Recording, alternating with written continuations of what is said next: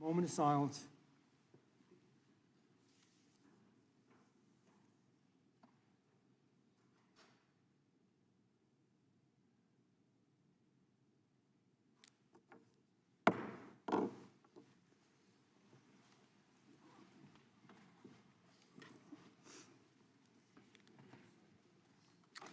I will now recognize myself for an opening statement. We are here today for one reason, because the American people are watching their leaders. They're watching their leaders at every level of government, and they're watching those who choose to protect illegal alien criminals over their own law-abiding citizens. It's not rhetoric. It's not hyperbole. It's not a Republican talking point. It's just fact. Let me be very clear. This is not about politics. This is about public safety. This is about law and order. This is about whether the United States of America still has the will to enforce its own laws. We're coming out of the largest border crisis in American history, and the American people continue to live with the consequences every single day. During Joe Biden's presidency, more than 8 million aliens crossed the southwest border illegally, and that's at a minimum. There are probably many more. There are a lot of numbers out there, but we know at least that many. 6 million of them were released into the country. They were given legal advice. They were given food. They were given education. They were given transportation. They were given shelter, and in some cases, even debit cards, all on the American taxpayer's dime. And at least 1.9 million gotaways crossed the border and escaped law enforcement altogether. Didn't even know who they all are and where they all are living. The open southwest border created a drug crisis, a human smuggling crisis, and a violent crime crisis. Unfortunately, none of this was by accident. It happened because the Biden-Harris administration chose chaos over control, ideology over enforcement of the law, and politics over the American people. The numbers just don't show a crisis. They show a full-scale collapse of our sovereignty, our security, and the very idea that a nation without borders is still a nation at all. The worst part of it all is that it just didn't happen. It was designed. On day one of his presidency, the Biden-Harris administration canceled border wall construction. Day one. It gutted the Remain in Mexico policy.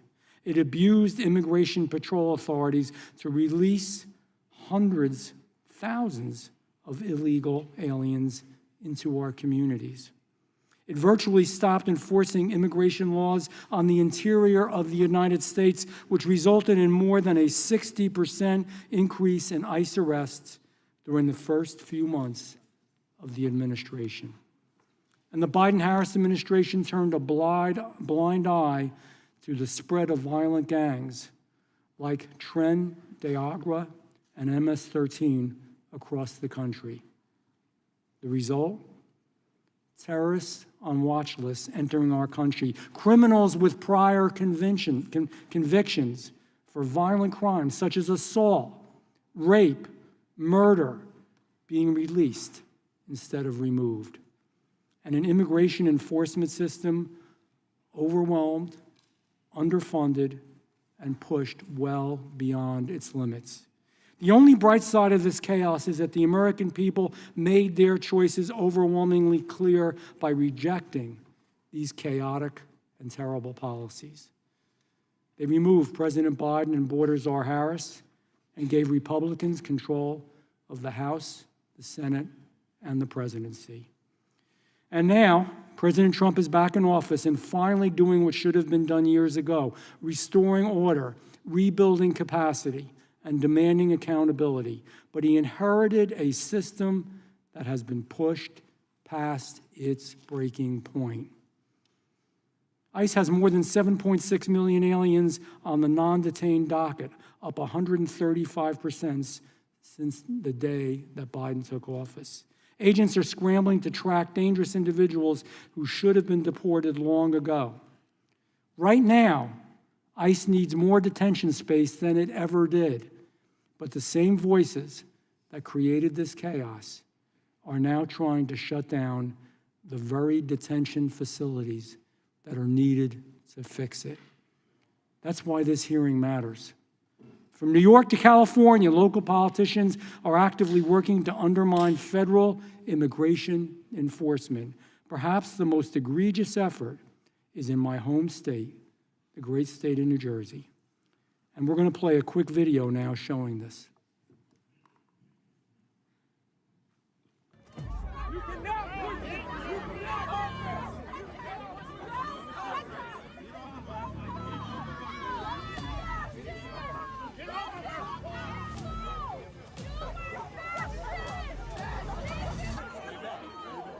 An ambulance there apparently turned away at the ICE detention center in Newark. We've seen at least 2 ambulances try to pull into this ICE detention facility here in Newark, New Jersey, and they turned that ambulance away. The detention facility holds members of MS-13, murderers, arsonists, drug traffickers, American killers.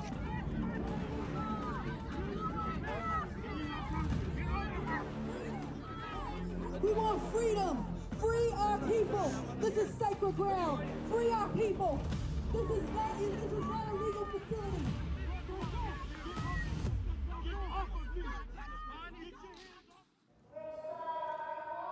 On May 1st, Delaney Hall, a 1,000-bed detention facility in Newark, New Jersey, was officially reopened. It houses illegal aliens charged with crimes like rape, murder, burglary, and weapons offenses. Facilities like Delaney Hall are desperately needed to help prevent dangerous criminal aliens from remaining on our streets, on your streets. The reopening of Delaney drastically expanded ICE's detention capacity in the Northeast and enhanced the agency's ability to manage the increasing number of enforcement and removal operations of illegal aliens in our country. Despite the severity of their crimes and illegal status in our country, those being detained at Delaney Hall are treated with dignity and are housed in a facility that exceeds the standards of many of our own U.S. prisons. It has clean dorms.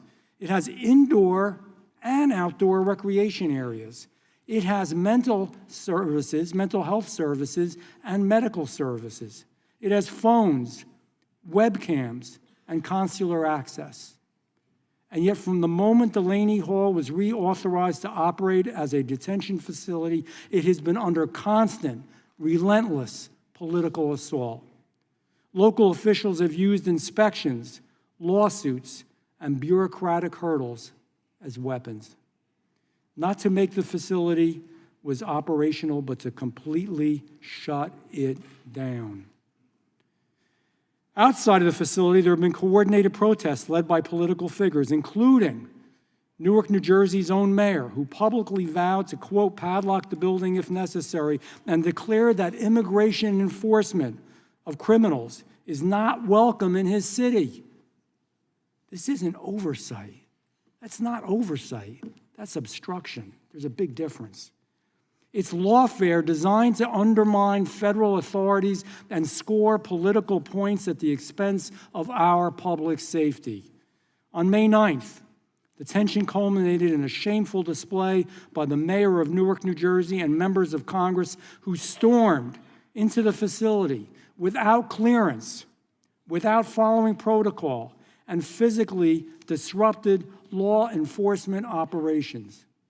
They cursed at staff. They shoved past security. They assaulted federal law enforcement officers. And for what? To free whom? Criminals? I'm going to show some more pictures. So the question I have, was it to free Hugo de la Torre Tomia, wanted for prosecution in Peru, for the crime of raping a minor. He's wanted in Peru. Was it to free Jorge Luis Sanchez Luna, a Mexican national who was a registered sex offender who sexually assaulted his own daughter? Or was it Lopez Reyes, a Mexican national who's wanted in Mexico? They want him back in Mexico. He's a fugitive for the offense of raping a child, raping a minor. There are hundreds of other awful, horrible individuals like these men currently being arrested in New Jersey, and they're being held at Delaney Hall. And they should be. They should be. So let's be honest. Who exactly are the Democrats fighting for here? This is the part I don't get. Because it isn't the American people. It sure as hell is not the American people. And notably, the very next day after the altercation at Delaney Hall, Mayor Baraka's super PAC, for those of you that don't know, that's a way to raise money, lots and lots of money, released campaign ads touting his efforts to stand up to this agenda as part of his run for governor. It's obvious what happened here. This wasn't about the detainees. It wasn't about law and order. It wasn't about American people. It wasn't about all those marginalized people who get hurt because they live in and around all of this, marginalized Americans. It was about politics, pure and simple. Maybe not so pure. Mayor Baraka was mayor of Newark when Delaney Hall, and I want everybody to listen to this, Mayor Baraka was mayor of Newark when Delaney Hall operated under President Barack Obama. He was the mayor, President Obama was the president. This very facility was operated under that administration. There were no protests, no walkouts, no stunts, no altercations, no attacks, nothing at all. But now that President Trump is back and the American people have rejected the insanity of having an open border, now the mayor and his friends in Congress are outraged. Give me a break. Let's call this what it is, an orchestrated campaign to protect illegal alien criminals and to sabotage federal law enforcement. Just say that one more time. It's a campaign to protect not illegals even, but illegal criminals, violent criminals that also have broken the law because they are here illegally. So when Democrats say they're just trying to help by raiding federal facilities, remember what this really means. They want ICE agents gone and out of the way. You have to believe they want criminal aliens free on our streets. And they're willing to risk public safety, sabotage law enforcement, and lie to the American people. You can't stand for law and order while voting to hurt the police. You can't say you're for border security while sabotaging every single tool that works. Let me be very clear. Delaney Hall is not the problem. Delaney Hall is part of the solution. The real problem is the radical left-wing agenda that sides with criminals over citizens, activists over agents, and chaos over common sense. To the men and women of ICE, this committee has your back. To the communities of New Jersey and the Northeast and the United States of America, we will not let your safety become a political casualty. And to the American people, we hear you. We hear you loud and clear. You want a country that protects its citizens. You want a system that upholds the law. And you want a government that chooses order, not anarchy. That's exactly what House Republicans are fighting for. And I promise you, we will win this fight against left-wing chaos. And I thank you. Just before we start and move forward, I want to address one other thing. We're going to have a hearing today, and sometimes it's going to be contentious, sometimes it's going to be hot, sometimes we'll be argumentative. That's part of America. Now, you all just listen, but up here. But at the same time, let us respect each other. Let's not speak about our demeanor, our dress, our physical stature, our hair, whatever in God's name people think of.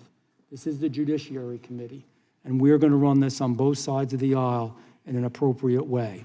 We're going to run this like ladies and gentlemen that profoundly disagree on an issue. I now recognize the ranking member, Ms. Crockett. Thank you, Mr. Chairman. And, I have my prepared remarks, and we're going to get to them at some point. But there was a lot that was said, including the fact that Delaney Hall is something that was opened up under Obama, and seemingly the mayor at the time did not have issues with Delaney Hall. I can tell you that there was a point in time in which Alcatraz was open as well, and there seemingly weren't any issues. The fact is, as the mayor of any city, I want to be clear that there is a duty, and that duty is to make sure that any and every building that is opened in that city is up to code. So just because something may have been up to code in 2008 doesn't mean that in 2025 that it was up to code. And there are those that should respect the authority of the city in which they are operating in. And somehow, during the later hours of last night, we saw that while the mayor had been unlawfully charged, those charges ended up being dropped.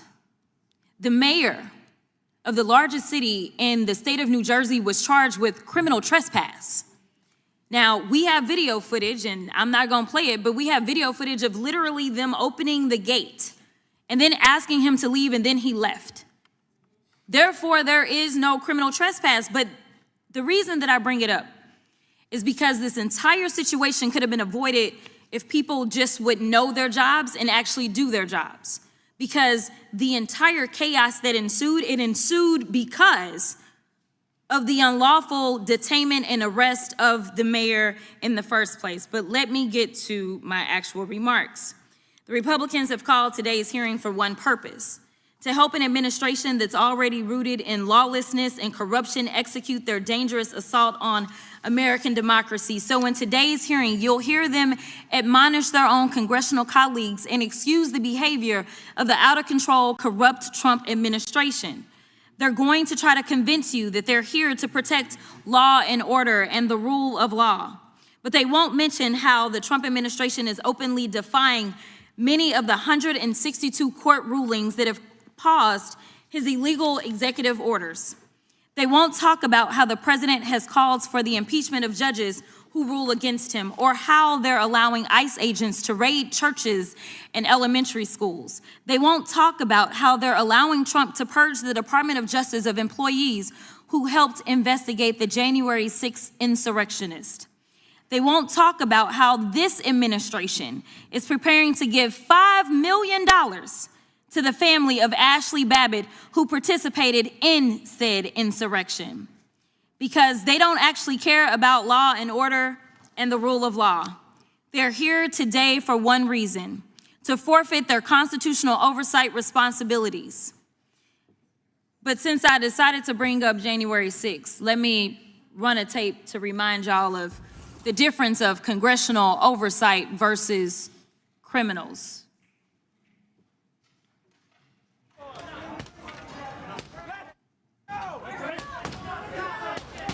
Conducting an oversight visit, which we had the power to do as congressional members.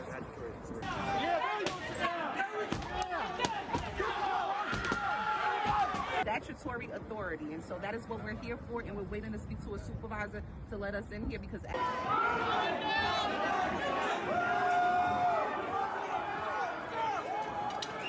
up for our mayor.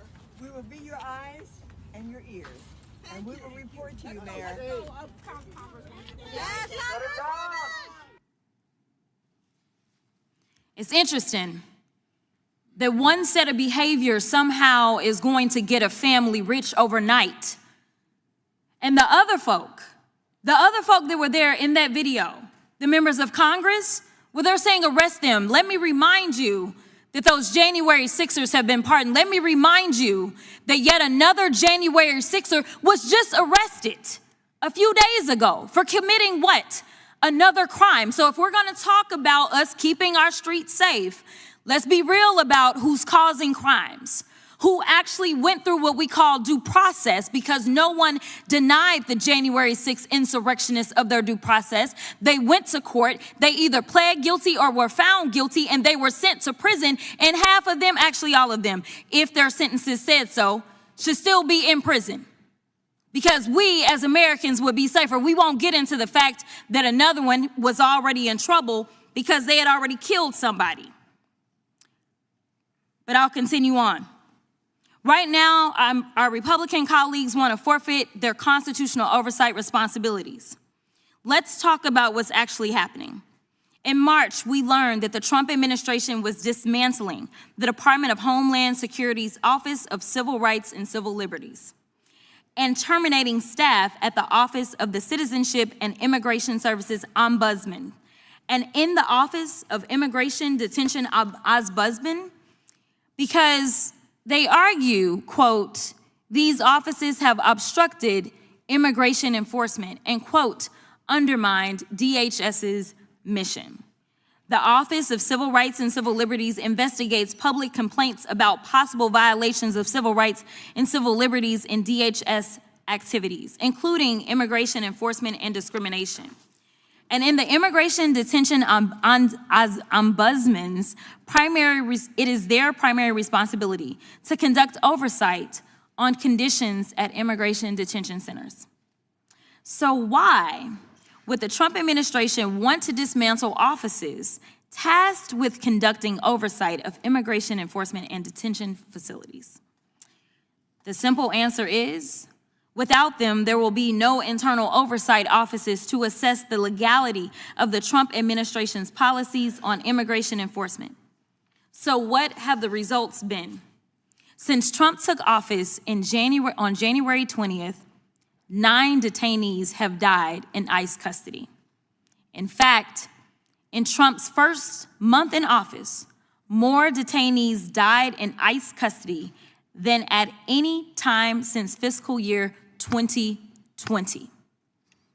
Congressional Democrats have engaged in oversight activities of immigration facilities across the country, from Florida, where a 44-year-old Haitian woman died in ICE custody, to Newark, New Jersey, where 3 of our Democratic colleagues visited an immigration detention facility to ensure the humane treatment of detainees.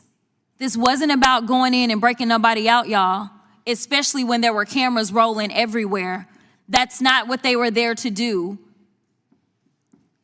Now, in a breathtaking act of executive obstruction of congressional oversight and the unprecedented weaponization of the Department of Justice, we have an interim U.S. attorney for New Jersey who for years has argued in court that Donald Trump is above the law. She has announced criminal charges against Congresswoman McIver for, quote, impeding and interfering with law enforcement. However, our power as members of Congress to conduct oversight is found in the Constitution and federal law. In fact, federal law explicitly prohibits DHS from, quote, preventing a member of Congress from entering for the purpose of conducting oversight any facility operated by or for the Department of Homeland Security used to detain or otherwise house aliens, or to make any temporary modification at any such facility that in any way alters what is observed by a visiting member of Congress. It is against the law. Full stop. Separately, the court has consistently held that the speech and debate clause of the Constitution protects individual members from prosecution for legislative acts, including, quote, fact-finding, field investigations, and information gathering. The court has consistently held that the primary purpose of the speech and debate clause is to, quote, prevent intimidation by the executive and before a possibly hostile judiciary. So let's call this for what it is. This administration is criminalizing legislative oversight and the Republicans on this committee are helping them to do so. Rep. McIver didn't engage in interference. It was ICE that engaged in interference while members of Congress attempted to conduct legitimate oversight of ICE facilities. Everyone, whether you are American or not, should be deeply disturbed and worried about Trump's abuse of power. They're attacking universities for teaching things they don't like. They're attacking law firms for representing clients that they don't like. This hearing and these charges are an attempt at political intimidation. The 3 members in Newark were exercising their constitutional duties to check an out-of-control executive branch. This entire situation happened because of the unjust arrest of Mayor Baraka. And not only were the members invited in and given a tour of the facility, this was after they so-called had broken the law. Now, I don't know about y'all, but where I'm from in Texas, I can tell you that I'm not used to having law enforcement see a crime happen right in front of their faces and then say, never mind, we'll just go about our business. In fact, why don't you go ahead and come on in? Come on in, we gonna do this tour because, oops, we did make a mistake because technically by law, we are supposed to allow you in. And wait a minute, while you're here, do y'all want something to drink? We got refreshments for you as well. And then after you conduct this oversight, and you actually gave a clean bill of health because you were never there to disrupt, you were always there to do your duty. They came out and they said, everything looks good. And then it wasn't at that moment that they decided to arrest members. It wasn't the next day. In fact, even as I sit here today, no member has been arrested. Now you tell me how many times you can see the robber go in the bank, steal the money, and then they say, well, never mind, we'll think about this later. That is what you call politicizing. And that is what we are here to talk about is wrong. We got a few other issues with ICE right now, so I'm gonna get to them in a second. The DOJ, as I said already, has already dropped the charges against the mayor. Look, they're coming after everyone who uses their constitutional rights and duties to speak truth to power. The press, the courts, and now members of Congress.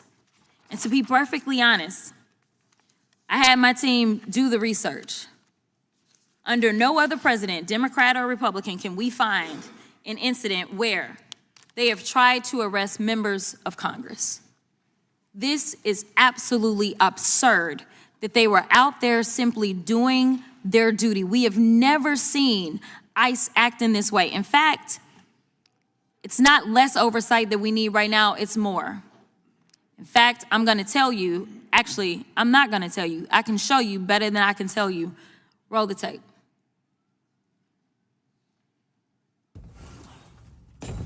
Shocking video showing the moment ICE agents smashed a car window and forcibly removed a man in New Bedford.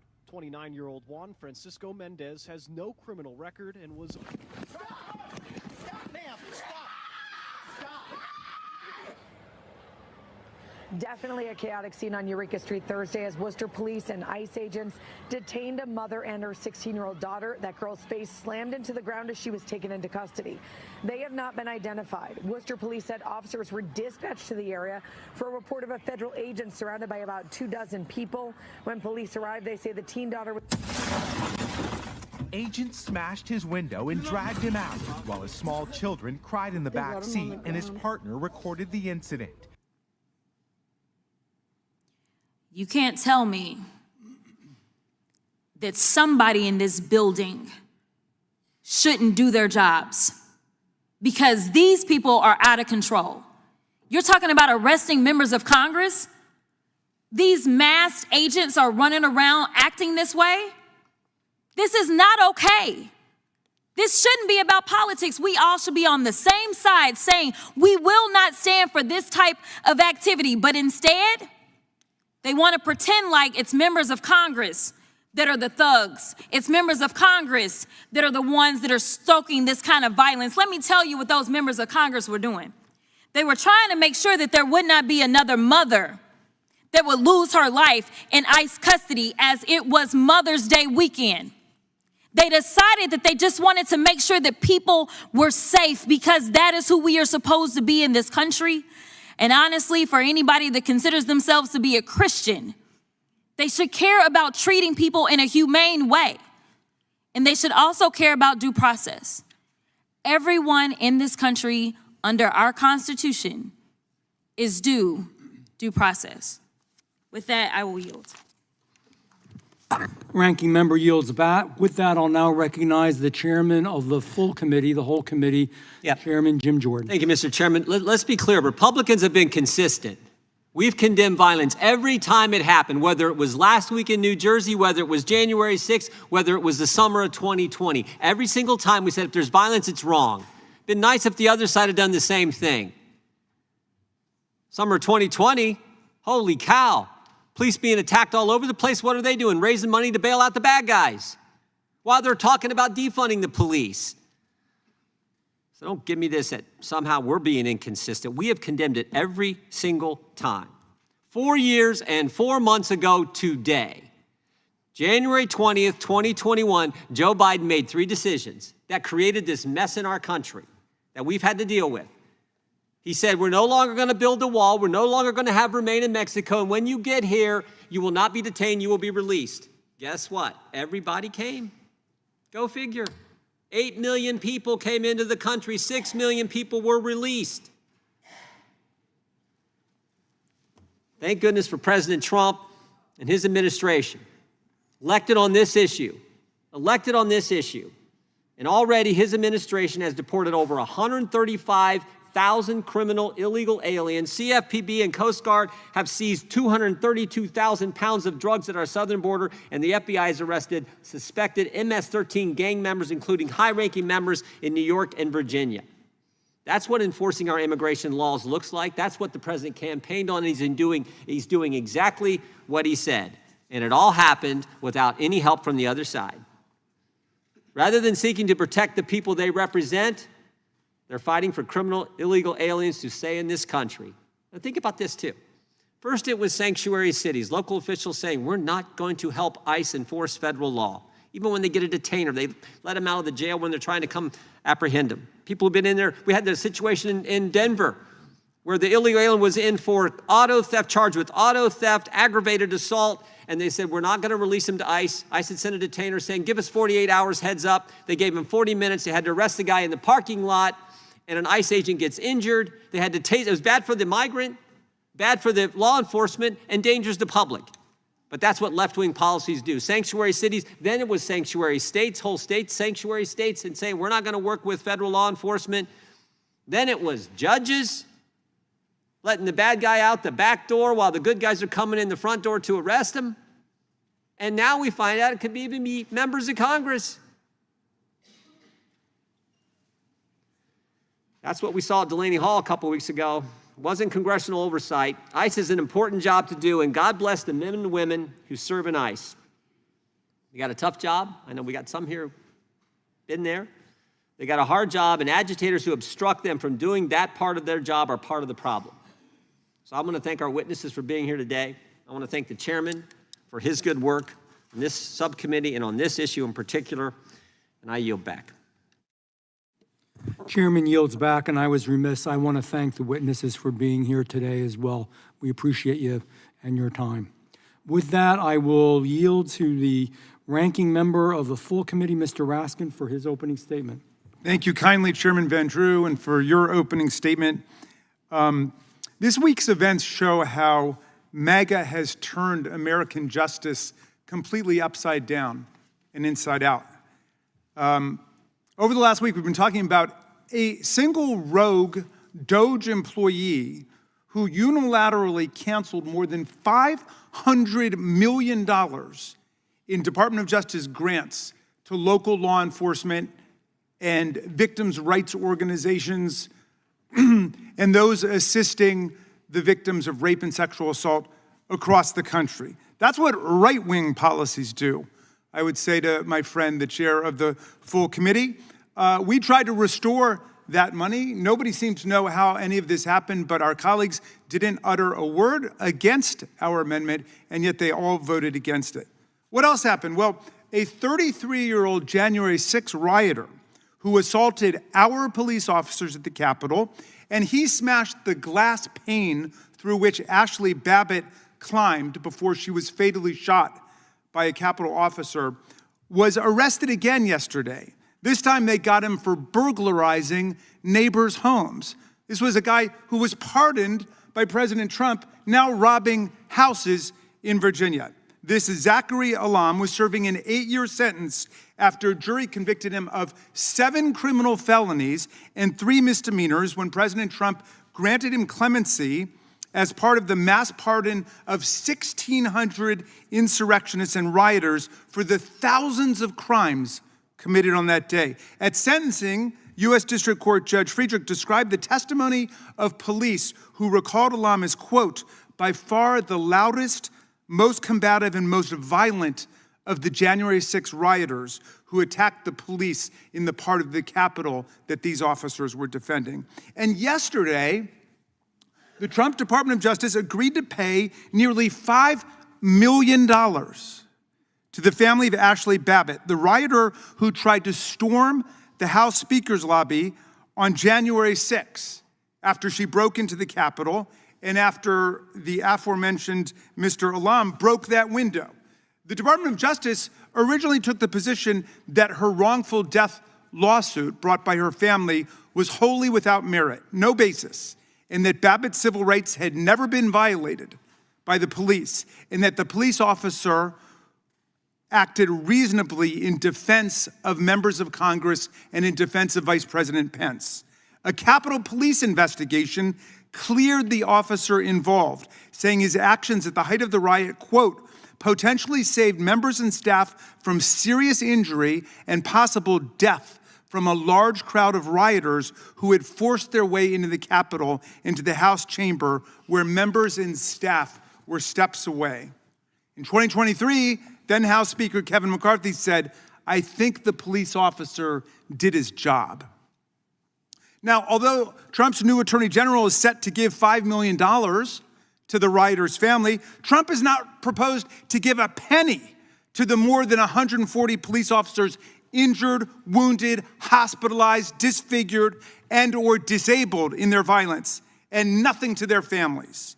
He's proposed no money payments to the bereaved family of Officer Brian Sicknick, an Army veteran with 2 tours abroad who died at age 42 here on January 7th, 2021, the very next day after being brutalized by rioters. The decision to give millions of dollars to the Babbitt family and nothing to the families of the police officers who defended this Capitol, who defended us, exacerbates the insult of Speaker Johnson's continuing refusal to hang a simple plaque in honor of the officers who defended the Capitol and the Congress and the Vice President. A plaque mandated by law and now more than 2 years overdue on the West Front of the Capitol. The Speaker's stubborn refusal to respect the law is craven submission to the executive branch, to Donald Trump, who wants to pretend that the rampaging mob that he sent to Congress was made up of patriotic heroes and that the people he pardoned were, quote, hostages and, quote, political prisoners. A hostage is someone who's been illegally abducted by a terrorist group like Hamas and held for a financial or political ransom.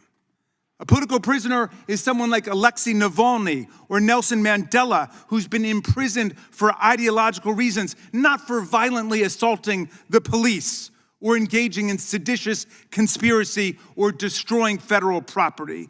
But the administration's effort to create big news yesterday was Trump's acting U.S. attorney in New Jersey, a blatantly partisan prosecutor who has bragged about working to turn New Jersey red.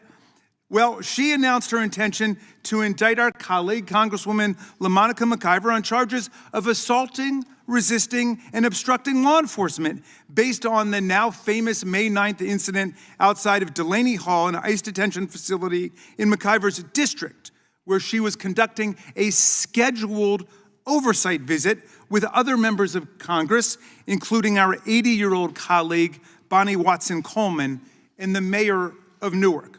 Well, Delaney Hall is operated by the private prison company GEO, a major Republican donor that gave $1 million to Make America Great Again, Inc., and has faced numerous lawsuits for its treatment of detainees in unsafe conditions. The members had a lawful right to be there and to investigate, and even after ICE initiated a scuffle to arrest the mayor of Newark on public property, the House members were let in to tour the facility to conduct nonviolent oversight, and the tour went smoothly. This indictment is a manifest fraud, clearly designed to distract America this week from the administration's savage and unpopular effort to strip 14 million Americans of their Medicaid and health coverage and 11 million Americans of Head Start, Meals on Wheels, and other nutritional assistance programs like SNAP. Representative McIver was, of course, executing one of the core duties of a member of Congress, oversight, pursuant to her precise statutory right to enter and visit an ICE facility. The Supreme Court has repeatedly held that oversight is a central element of the legislative process, because if we can't research the facts on the ground, we don't know what laws to pass. This, for the Department of Justice to charge McIver with assault, is an outrage against the Constitution, which protects members of Congress from civil and criminal prosecution for performance of their core legislative duties. It is also a scandal in light of the DOJ's constant backing of cop-beating insurrectionists, including with the shocking policy that these pardons can even apply to criminal charges wholly unrelated to the events of January 6th, as well as the DOJ's jaw-dropping decision to fire more than a dozen senior criminal prosecutors simply because they had worked on the January 6th case. Yet now we've got colleagues who celebrate January 6th insurrectionists actually calling for prosecution of members of the House for doing their jobs. Representative Buddy Carter called our colleagues rioters. Representative Bishop actually said this was an insurrection. I didn't know that was in his vocabulary, but this was an insurrection, and he said it was a debacle worse than 9/11. No police officers or ICE agents were injured at Delaney Hall. No one died. No one had a heart attack like Officer Fanone did. There were no strokes. There were no broken jaws, no broken necks. Nobody was forced out of police work like Sergeant Gonell was. Yet we've got members of Congress who would gladly jettison the speech and debate clause, which protects all of us in our work, the First Amendment, and the Article I powers of Congress to score a few cheap political points at the expense of their own colleagues. In Trump world, violent insurrectionists and cop-beating extremists are heroes. They're martyrs. They're patriots. Members of Congress performing oversight functions are criminals and insurrectionists. And veteran criminal prosecutors of January 6 felons are fired, so Donald Trump can continue to pander to his private militia of pardoned rioters and insurrectionists, and a reserve army of extremists who've proven themselves willing to stand back and stand by. Let me show you what a real assault on police officers looks like. If you'd roll the tape.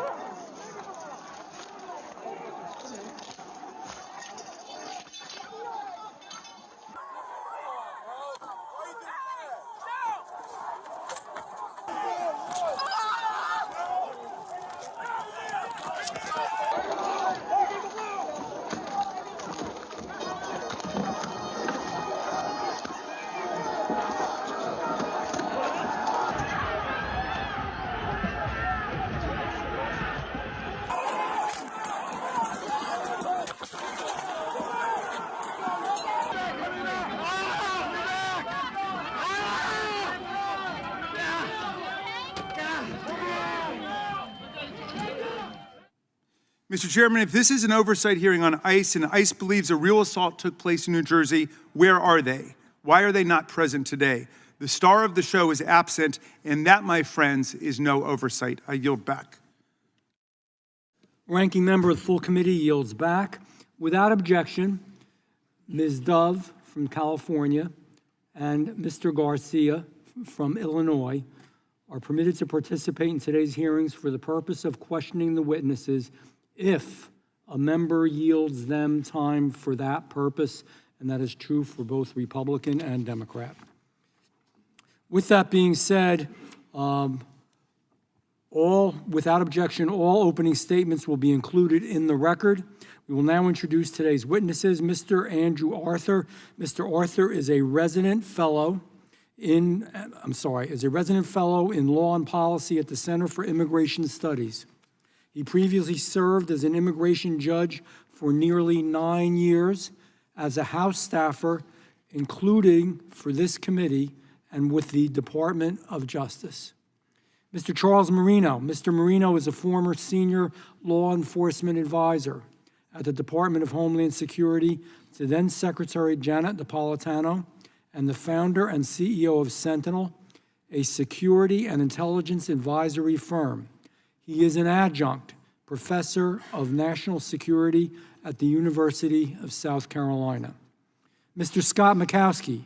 Mr. Makowski is a retired law enforcement officer who served more than 24 years with what was then called the Immigration and Naturalization Services. Don't mean to date you. And U.S. Immigration and Customs Enforcement. When he retired, Mr. Makowski was serving as the Deputy Director of ICE in the city of New York. Mr. Jason Hauser. Mr. Hauser previously served as Chief of Staff of U.S. Immigration and Customs Enforcement from 2021 to 2023. Prior to that, he served as a senior advisor to the Commissioner at Customs and Border Protection, as an Assistant Director for Legislative Affairs, and as Deputy Chief of Staff at the Department of Homeland Security. We are going to begin by swearing you all in today. Would you please rise and raise your right hand?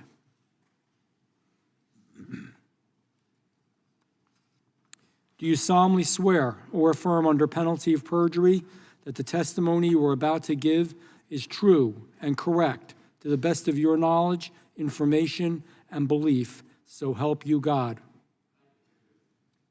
Let the record reflect that the witnesses have answered in the affirmative. Please know that your written testimony will be entered into the record in its entirety. Accordingly, we ask that you summarize your testimony in 5 minutes. Mr. Arthur, you may begin. Thank you, Mr. Chairman. Chairman Van Drew, Ranking Member Crockett, Chairman Jordan, and Ranking Member Raskin, thank you for inviting me here today. In June, I'll mark my 33rd year of immigration practice. Many of the issues we'll discuss today have been constant during that period, though others are more novel. One constant is the power of the legislative branch to decide which foreign nationals should be admitted, which should be removed, and which should be detained. The executive branch is duty-bound to faithfully execute those laws, and until late, consistently did so.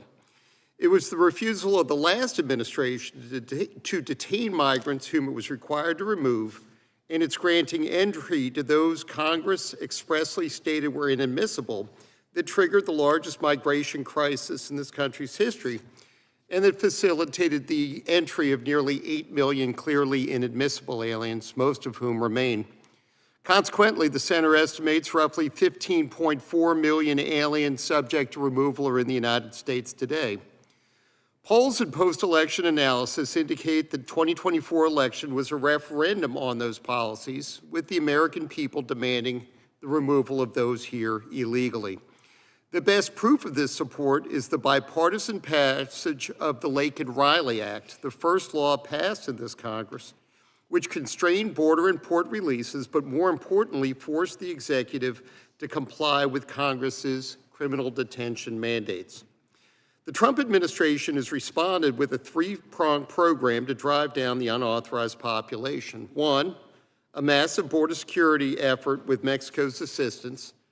Two, high-profile operations to apprehend and detain criminal aliens in the interior. And three, encouraging those here illegally to self-deport. Many elected officials at the state, local, and federal levels have pushed back against interior enforcement, however. The Biden administration argued that strict enforcement impeded its efforts to advance, quote, equity for all, close quote, and many of the president's opponents appear to agree. They also argue that the means the administration is using to enforce the laws have created fear and disrupted communities. It's common for those wanted by the authorities to be anxious, but to the degree these operations focus on criminals for whom detention and removal is mandated, those operations make communities, and immigrant communities in particular, safer.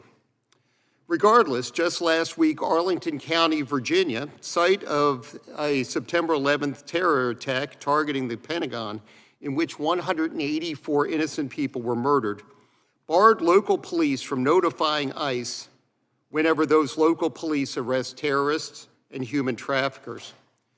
Arlington is far from the only so-called sanctuary jurisdiction. Numerous officials I spoke to in California when I was there last month complained about the public safety implications of that state's sanctuary law, SB 54, which hamstrings state and local officers in assisting ICE. By law, states and localities are barred from prohibiting their cops from communicating with ICE, and yet that is the purpose of many of those sanctuary policies. Likely the most short-sighted sanctuary schemes, however, attempt to bar ICE from detaining immigrants in state and private facilities in their jurisdictions. The upshot of such policies is that the agency instead must detain those aliens in more enforcement-friendly jurisdictions far away from their families and their attorneys. Respectfully, the heated rhetoric surrounding enforcement is endangering our immigration officers. 6 days ago, 2 men were arrested on a criminal complaint alleging they caused a car chase in downtown Los Angeles that impeded and endangered ICE officers. Just yesterday, in my home state of North Carolina, a man appeared in court on charges that he, quote, threatened to kill ICE agents and Charlotte Mecklenburg Police Department officers if immigration enforcement actions did not stop, close quote. If this continues, people, ICE officers, members of the public, those who seek to impede immigration efforts are going to get hurt and possibly killed. But this rancor shows no sign of abating. The immigration laws mandate that certain aliens, criminals in particular, be arrested, detained, prosecuted, and usually removed. So long as those laws remain on the books, it's the duty of DHS to fully, faithfully, and yes, safely and humanely enforce those laws.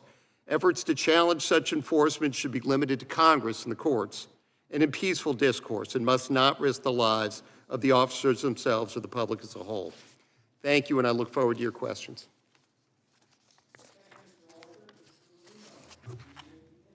Thank you, sir. Chairman Jordan, Chairman Van Drew, Ranking Member Raskin, and Ranking Member Crockett, and members of the committee. Thank you for the opportunity to appear today to testify regarding the numerous current threats to ICE operations as the agency, along with law enforcement throughout the entirety of the federal government, works diligently to ensure the homeland security of the United States and the safety of the American public. As a former career official with the Department of Homeland Security, working under both Republican and Democratic leadership to help protect the country by creating and implementing Homeland Security policies and programs, I am keenly aware of the ever-present dynamics between politics and the creation of national security strategy, especially in the areas of border security and immigration enforcement. I continue my work in national security today as the CEO of Sentinel, a global risk and intelligence consulting firm, and as an adjunct professor at the University of South Carolina, teaching future generations the impact of politics on the development of national security strategy. The current volume of threats against the United States remains robust in volume, more diverse in type, and originates from more places than at any time in our history. And while the threat environment is constantly evolving, what must remain consistent as an essential foundation to secure the homeland is the indisputable need for border security, immigration enforcement, and thorough end-to-end vetting of those entering the U.S. to prevent criminal and terrorist threats from entering the country. Unfortunately, the border and immigration policies of the previous administration have undoubtedly made the country less safe by allowing very dangerous criminals and national security threats to enter the country. directly undercutting the very purpose for creating the Department of Homeland Security, subverting the statutory responsibilities of the Border Patrol, ICE, and practically every other agency tasked with protecting the homeland and making their jobs exponentially more dangerous. In addition to these known and in some cases unknown physical violent threats to the everyday mission of law enforcement and the American people, we are also dealing with the impact of politics on a mission that should universally be supported, enforcing the law in the effort to safeguard the country. Inept policies and political positions of sanctuary cities, for example, which fly in the face of common sense when it comes to protecting law-abiding citizens, also creates more dangerous conditions for federal agents enforcing the immigration laws of the country and for all of law enforcement for that matter. Political positions of not allowing state and local law enforcement to support ICE operations, no cash bail, and the release of violent repeat offenders, including those in the country illegally who should be prioritized for deportation, creates a protective shield for the most dangerous criminals from other countries in the U.S. illegally. It also endangers lives when politicians alert their communities of ICE operations or when they offer guidance to illegal migrants regarding how to evade ICE. It also further promotes to the community that in some cases they may do the same. There must be bipartisan agreement when it comes to the protection of the country and support for those who enforce the rule of law, for no civilized society has survived without it. There must also be universal consensus that despite political policy objections, elected officials at all levels must be held accountable when crossing the red line of obstruction and assault of law enforcement officials. What we saw in New Jersey at Delaney Hall Detention Center was not congressional oversight. It was an ambush, and it was violent obstruction, and it cannot be tolerated by this body. As I've discussed, there are enough threats against this country, against law-abiding citizens, and the ability to safely conduct ICE operations. There should not be additional threats originating from elected leaders against those doing their jobs, a job that the American people voted overwhelmingly in favor of them doing. Thank you for the opportunity to testify today, and I'm happy to answer any questions. Thank you, Mr. Marino. Mr. Mikowski, you may begin. Good morning, Chairman Van Drew, Ranking Member Crockett, Chairman Jordan, and Ranking Member Raskin. I'm honored to appear before you today.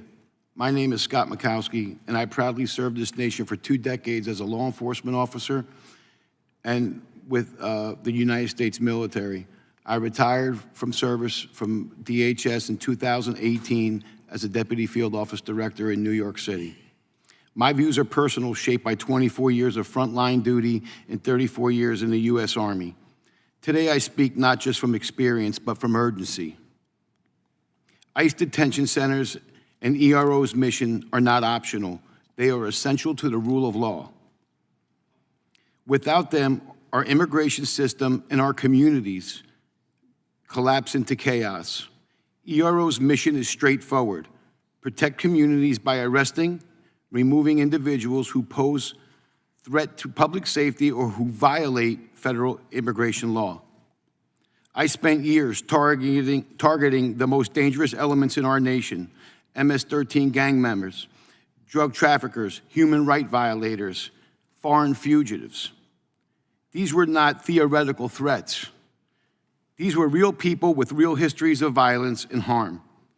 Operations like Operation Matador and All In were successful because they were strategically designed, intelligence-driven, and supported by strong federal infrastructure and funding, including detention beds. Immigration detention is not punitive.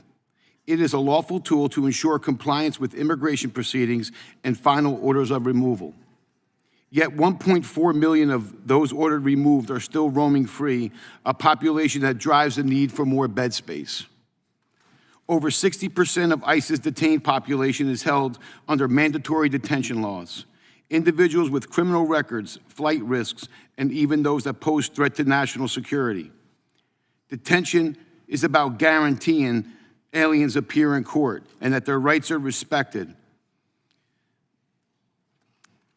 It's also important to note that attorneys, family members can visit families and provide support, and that removal orders, once lawful and final, can be carried out safely, responsibly. Effective GPS monitoring, known as the ISAP program, is useful to ensure high-risk cases are able to be held in detention when detention beds are fully utilized. Now let's talk about Newark. What occurred at Delaney Hall in Newark recently was not civil disobedience, it was chaos. I've seen this before in New York. I personally witnessed a high-profile arrest spiral into pandemonium when protesters, misinformed and misled, physically blocked a medically necessary EMS transfer. They endangered the detainee's life, the officer's life, the general public's life, and ICE personnel. The Newark protest, which led to the arrest of sitting Mayor Ras Baraka, echoed that same recklessness. These actions just don't disrupt operations. They escalate risk, threaten lives, and turn lawful enforcement into a spectacle. Protest is a constitutional right. Interfering with lawful enforcement is not. Local non-cooperation laws, including sanctuary city policies, compound this threat. When local authorities refuse to share information or deny access, it drives enforcement into uncontrolled environments, homes, streets, workplaces. And that's where the danger really multiplies. It also increases costs and delays removal while weakening victim protections, intelligence sharing, and court coordination. Consider this. Nearly 8 million aliens are on the non-detained docket today. Fewer than 50,000 are in custody. When we demonize detention or defund its alternatives, we paralyze the system. We hand over the reins to not justice, but chaos. To the members of the subcommittee, I urge you to look beyond the rhetoric. The men and women of ICE are doing a job that was mandated by Congress. Acting Director for ICE, Todd Lyons, has been relentless in his efforts atop an agency that was abolished from within by the last administration. He's maximizing limited resources to enforce law again, as Congress intended. Thank you. Thank you, Mr. McCaskey. Mr. Hauser, you may begin. Thank you, Mr. Chairman, ranking member, and members of the subcommittee. Thank you for the opportunity to appear before you today. I'm here to speak plainly about something I care deeply about: the safety and integrity of ICE officers who serve our country on the front lines of immigration enforcement. I had the honor and privilege of serving as ICE Chief of Staff during a time of immense pressure and operational demand. I've seen firsthand the complexity and danger of the job. ICE officers perform their duties with courage, and they deserve policies that support, not endanger them. Unfortunately, that is not what is happening today. The current administration has expanded interior enforcement in ways that not just are overreaching, but are reckless. They're targeting people without criminal records, shutting down legal pathways, and revoking protections. The result? More arrests of non-criminals. These numbers might look good on press releases, but they put officers at greater risk, erode public trust in the agency, and make real enforcement harder. ICE operations are the most complex in federal law enforcement and should be respected. A simple arrest in ICE does not equate directly to more detained in ICE custody. Additionally, it does not equate cleanly to removals, and this sort of narrative needs to be stopped. The White House is driving directives and policy through political theater. This is short-sighted and dangerous. It stirs backlash that makes it harder for ICE to go after actual threats, violent offenders, cartel members, and traffickers. And it doesn't stop there. The administration is pulling in officers from other agencies from across the federal law enforcement, CBP, and the Department of Homeland Security, creating gaps. And those officers are not highly skilled or trained in interior immigration enforcement. That weakens our border security and turns immigration enforcement into a shell game. Worse still, ICE is now expected to take on and manage a vast expansion of cooperation and oversight of local law enforcement carrying out immigration enforcement. This expansion creates confusion, legal risk, and potential for real harm. It expands the administrative burdens on ICE officers and takes them away from their public safety operations. All this is stressing our resources and making the system more chaotic. Beds in detention centers are limited. When they're filled with non-criminals, that space isn't there for dangerous offenders. We clog the system with cases that go nowhere because many of these individuals can't even be removed. They're protected by law, have claims pending, or come from countries that won't take them back. It's not enforcement, it's theater. It's a churn that misleads the public, burns out the workforce, and accomplishes very little. Let me be clear. I support vigorous enforcement within ICE. However, strength comes from strategy, not rounding up the wrong people for the wrong reasons. When ICE is turned into a blunt political tool, officers are the ones who suffer, much like we saw at Delaney Hall. They're the face the public sees. They're the ones caught on video. When a mother is arrested in front of her kids, it's the officer, not the policymaker, who carries out that weight. This undermines morale within ICE, it damages trust, and it puts lives in danger. So what can we do? Congress has a role, and the subcommittee can help restore balance and safety. We need to codify enforcement priorities so officers focus on real threats. We must prohibit untrained law enforcement officers that are not trained in immigration enforcement from carrying out ICE and ERO's job. We must require ICE to adopt modern transparency tools like body-worn cameras, like we saw at use at Delaney Hall. We also need to support programs that reduce the need for at-large arrests, protecting the officer and the migrants. And we also must protect ICE officers from threats, specifically like doxing, with real legal safeguards. We also need to stop pulling agents from vital investigations, like human trafficking and drug smuggling, to chase landscapers and line cooks that do not have final orders of removal and are most likely from countries that they cannot be removed to. In short, ICE needs a clear mission, one based on law, safety, and common sense, not political showmanship. I'm proud of the men and women who I served with at ICE, and I would serve them again. They deserve better, and the American people deserve an immigration system that works for everyone. We owe that to the taxpayer. Thank you. I look forward to your questions. Thank you, Mr. Hauser. We're now going to proceed under the 5-minute rule with questions. I will start by recognizing the gentleman from Alabama, Mr. Moore. Thank you, Mr. Chairman. I certainly appreciate all the witnesses being here today. During Trump's first 100 days, ICE arrested 67,000 illegal aliens and removed almost 66,000 from this country. Of those, almost 50,000 were criminal illegal aliens, either with a criminal record or facing criminal charges. Mr. Arthur, what categories of aliens are generally held in ICE detention?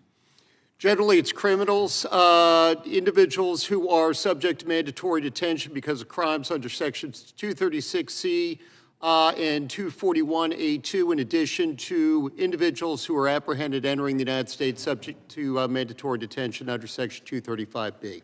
Okay, and Mr. Murkowski, this may be something, I don't know, you maybe can help me understand, but my understanding was when folks came across the border here, the background check we didn't really go back to their home country. So how do we eventually identify those? In other words, we're looking for crimes they committed in the United States, but we don't know if from Guatemala, wherever they came from. How is it that we eventually figure that out, and why is it that we don't know when they're coming? Mr. Bukowski or Mr. Arthur, either one, Morena, whoever may have the answer to that. Well, the problem has been the lack of thorough vetting for any of these illegal migrants that have been allowed to come into the United States. So never mind the countries of origin that oftentimes can't be verified. We don't even know who these individuals are. And we know that trickles down all the way to the unaccompanied minors with the lack of DNA testing that was done away with early in the Biden administration. We now have, well over 350,000 that are missing within the interior of the country. So this becomes a guessing game now for authorities who are trying to rectify this system under the Trump administration. It's challenging. And then when you finally do discover the countries of origin, sometimes they don't want to accept these illegal migrants back. You know, one thing I found fairly interesting is when I went to the border, we saw thousands of IDs thrown down south of the border. So in other words, folks coming in, they had an ID in hand and they tossed it on the ground before they come across. And talking about the 350,000 children that the Biden administration lost, we don't know where they're at, what they're being trafficked into. But I had an individual who came across, he was 31 years old. He identified as an unaccompanied minor and raped a 14-year-old girl in a restaurant, in a restroom. And he already had a criminal record, but it's amazing to me that we didn't know his record when he came here. But then when you go see the border and you see all these thousands of IDs laying across that southern border, they don't want you to know who they are when they're coming here. And so, Mr. Arthur, why are these ICE detention centers, why are they so very important? ICE detention is absolutely crucial for the enforcement of the law. ICE detention serves the two purposes: one, ensuring that individuals will show up for their immigration proceedings and their removal, but more importantly, to ensure that individuals who pose a danger to the community aren't allowed to be in the community while we go through that process. In fact, any individual who is eligible for bond can ask for bond if they don't have a crime. They can ask for bond from an immigration judge. I heard thousands of these cases. If they didn't pose a danger to the community and they weren't a flight risk, they were eligible for bond. Otherwise, they'd be detained because they're not going to show up. Mr. Bukowski, you said you retired in 2018 from ICE. What was it like then compared to what you've heard from your colleagues in the last few years? How does the morale, what's going on, and what are they seeing on the streets? Thank you for the question, sir. My experience was ICE officers are out there every day doing a job that Congress mandated. It's codified. I mean, there's funding for it. There's directives that come directly from Congress. And the men and women are out there every single day. And so when you say codified, it's the law. Yes, sir. And so it always amazes me that how when we're enforcing certain laws, everybody comes up in arms. But to me, it's just a matter of we are trying to enforce the laws on the books. You guys, the officers on the street, are trying to do what Congress has mandated. So what are you seeing with the morale now? Was it better? I assume it would have been better in 2018. Yes, sir. They felt under the last administration they were totally abandoned, left out to dry. It was a field day. They weren't doing their jobs. They were sitting there. Nobody really cared. Meaning the people there felt like ICE was literally abolished without an actual order from Congress abolishing ICE. So I'm running out of time, but so the same party that wanted to defund the police have basically attacked ICE for doing their job. Absolutely, sir. Thank you. I yield back. Gentleman from Alabama leads back. I will recognize the gentleman from Georgia, Mr. Johnson. Thank you, Mr. Chairman. We've got a lot of people out here in the audience, and if you came in support, to show your support for Representative LaMonica McIver, would you stand up, please? Okay, that looks like around 60 folks. Thank y'all for coming, and you may be seated. And let the record reflect, Mr. Chairman, the vast number of people who came in support of Representative LaMonica McIver. Without objection. The Trump administration has weaponized justice, using the Department of Injustice to carry forward an assault on liberty. Trump has threatened and intimidated a number of lawyers and powerful law firms into submission. He has put powerful institutions of higher learning under his thumb, and he has forced powerful media companies to bow down and kiss his ring.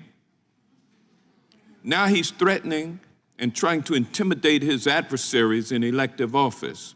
Last month, Trump's Department of Injustice arrested a female judge doing her job at the courthouse in Milwaukee. They then arrested the mayor of Newark, in the same city that he leads. And now, yesterday, they have filed charges against a member of the House of Representatives. And today, we are engaged in a pre-planned hearing entitled, quote, "Examining Threats to ICE Operations," end quote, while producing a highly prejudicial, expertly edited video published to taint the jury pool and shape a false narrative on Representative McIver's actions. MAGA Republicans are using this hearing to justify the charges against her. And in support of the charges, they publish more video that demonizes people being held in private, for-profit ICE detention facilities. What is really happening is that Trump and his MAGA enablers are misusing their positions of power to prosecute people who refuse to lay down and get run over as they assault our liberties. And they are trying to intimidate members of Congress from performing our duties. That's why we are really here today. Last night, Trump's personal attorney, who he appointed to be interim United States Attorney for New Jersey, blatantly abused her authority to target a sitting Congresswoman who had been roughed up by armed, mask-wearing ICE agents, males. This interim U.S. attorney targeted my colleague, but just because Representative McIver had the audacity to do her job rather than taking the Trump administration's word that everything was fine. Members of Congress have the legal authority to visit ICE facilities so that we can perform oversight. It's one of the things we are elected to do. But this administration has become increasingly authoritarian and will not tolerate anyone asking questions. That's why Trump and my Republican colleagues call for the impeachment of any judge who rules against this administration. It is why the Trump administration targets students who expressed dissent. And it's why Trump muzzled the big law firms that previously stood up for civil liberties and have now agreed to stay quiet and do his bidding. The Trump administration continues to abandon the Constitution, and the Department of Justice continues to politicize the pursuit of justice. They've come after judges, mayors, members of Congress, and our neighbors and our communities. Who's next? Is it you? Representative McIver has her legal rights. They threaten her, and in threatening her, they threaten us. No one is safe once you can be targeted just for asking questions and trying to ensure that the government is following the law. Now, Mr. Hauser, right now our MAGA Republicans are trying to pass a massive spending bill that would increase the national debt by $3.3 trillion and give ICE a staggering $73 billion to build more private, for-profit detention facilities. Can you please explain how this massive cash infusion, and especially the $45 billion expansion of immigration detention, is neither wise, strategic, or safe? Sir, it clearly shows the need for oversight as they expand detention. You're going to outsize the need of what ICE actually needs operationally. Additionally, it will take deportation officers off the streets and now will be in these facilities, so actually making us less safe.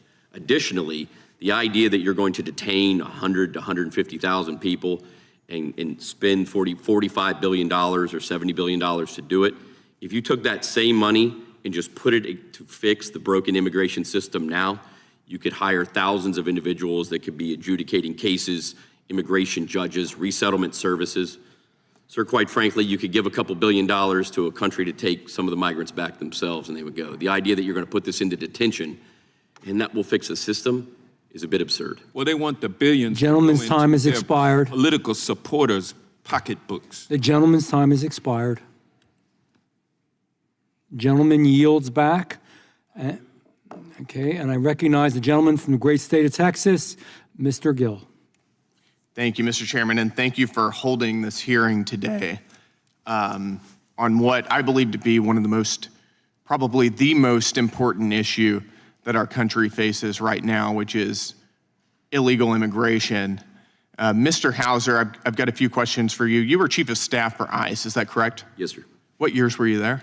2021 to 2023. So that was during the Biden administration, is that right? Yes, sir.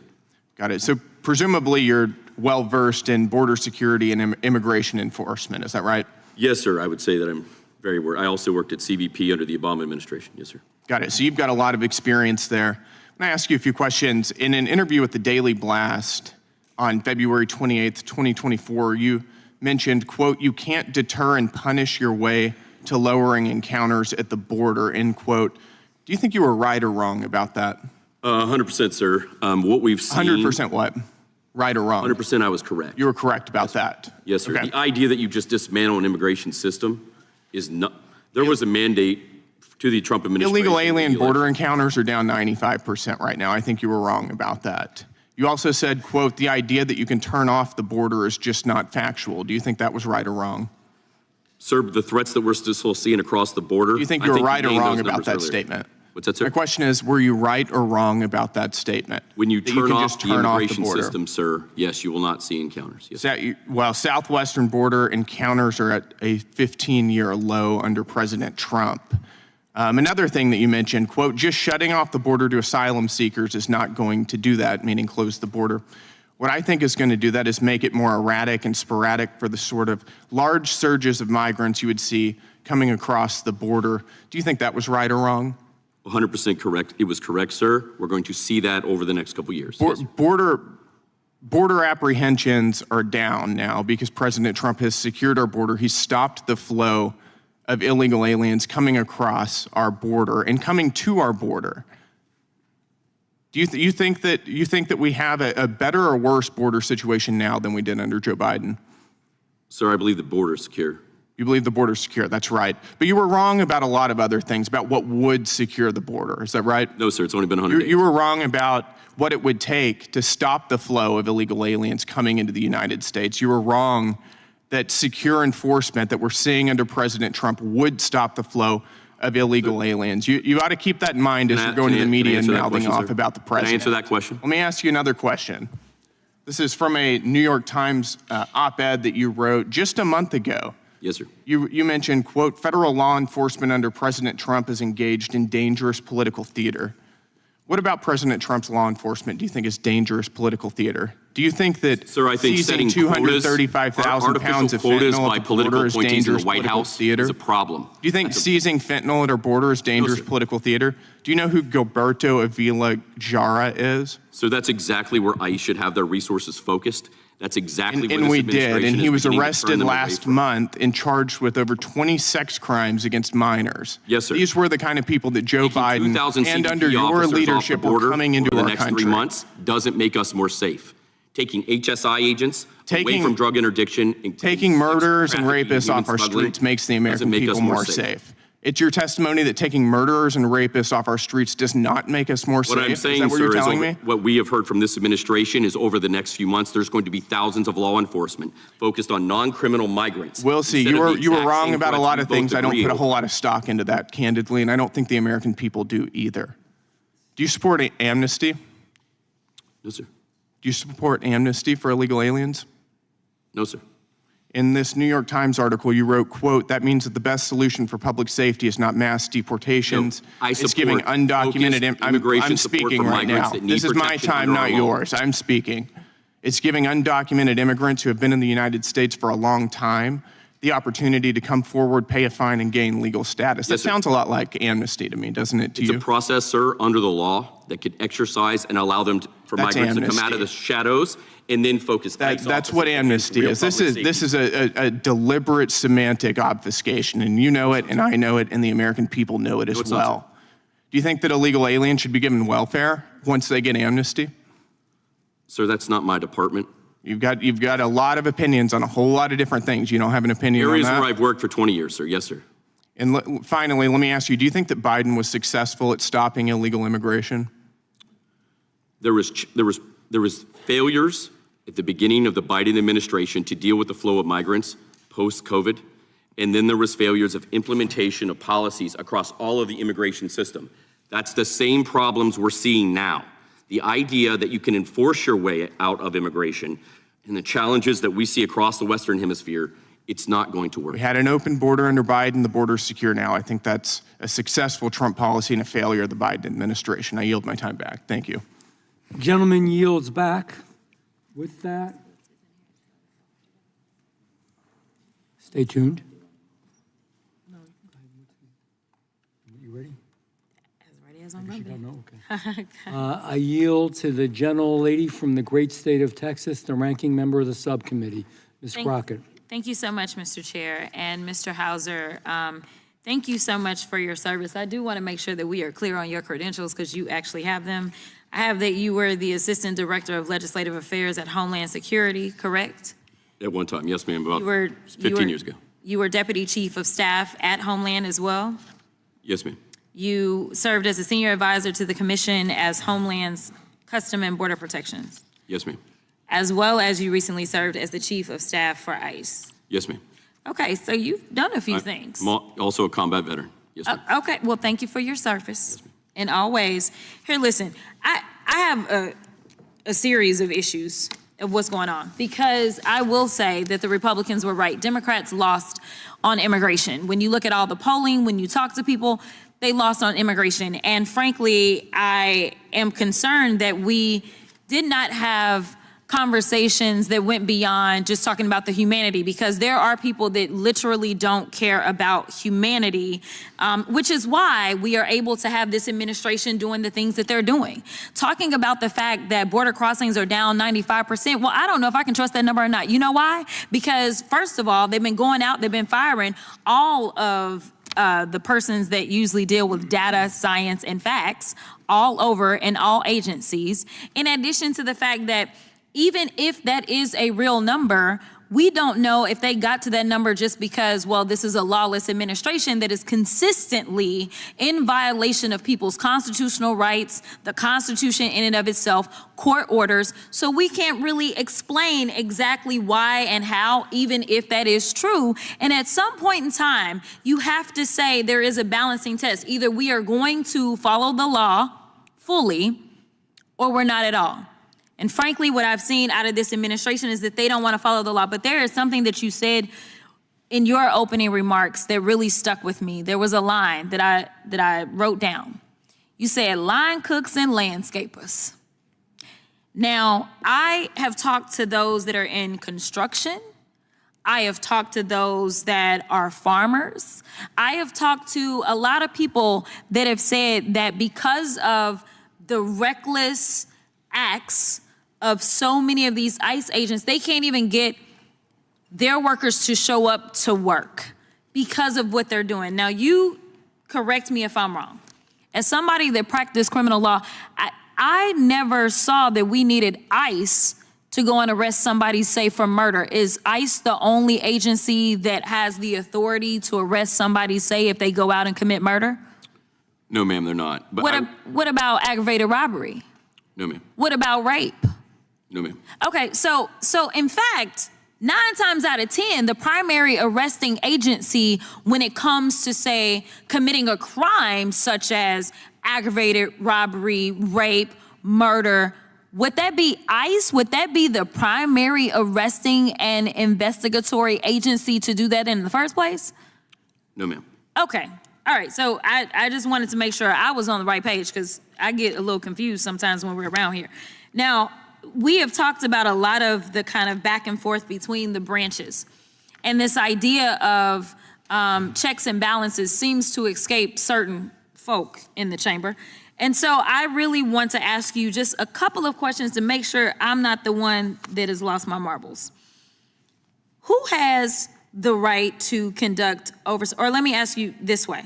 Does Congress have the power to conduct federal oversight over detention facilities? Yes, ma'am, and quite frankly, a bit of confusion that I've been hearing today. Oversight by Congress is, of course, mandated by law, but additionally, oversight also not only in the immigration space protects the migrants, but also protects law enforcement and through public safety in making sure they have the resources they need. In my position over 15 years at the department, I oversaw hundreds of visits by congressional members, advocacy groups, immigration groups, law enforcement groups, and in no way did I ever see the sort of situation that we saw in Delaney Hall where there was a powder keg driven by the political theater being driven by the White House. That's exactly right. And that's actually why I wanted to make sure I talked about the fact that you had credentials and you've actually been in this space.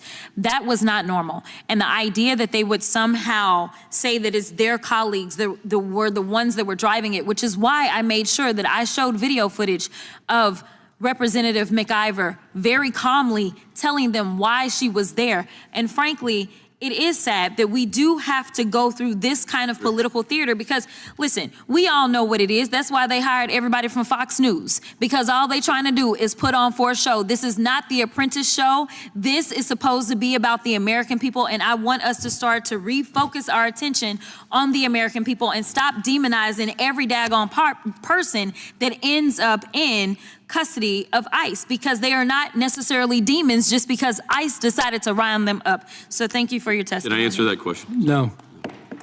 The gentle lady yields back.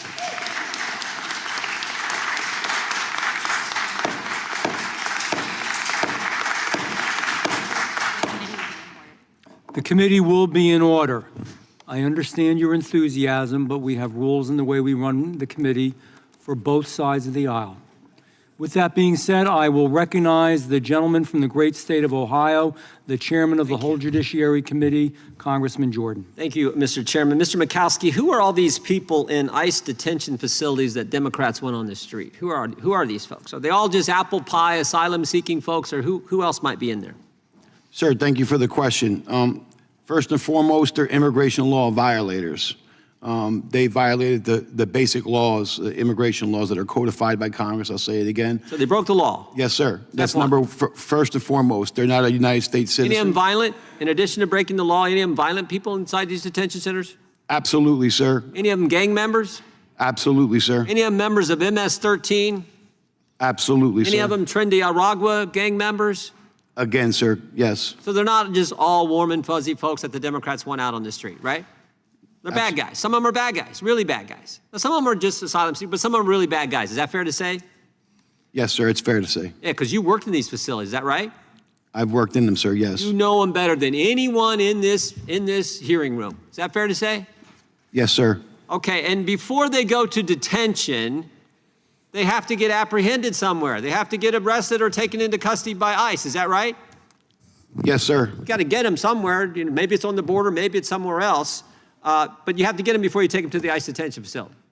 Yes, sir. Okay. Now, did you ever think that you would see Democrat mayors in all kinds of urban areas around this country and Democrat city councils pass resolutions say, don't work with ICE when they come to apprehend gang members, bad guys, MS-13 violent offenders? Did you ever think you'd see that?